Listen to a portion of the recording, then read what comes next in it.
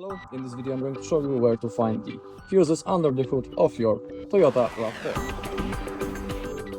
Okay, so the first panel of our fuses is located on the right side. As you're looking on the hood, now we need to pull those small levers to lift up this plastic plate.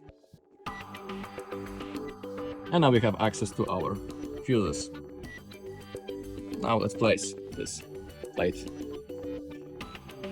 where it belongs. Okay, and the second plate is located on the other side.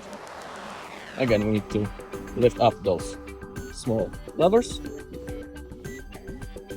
And now we have access to our fuses.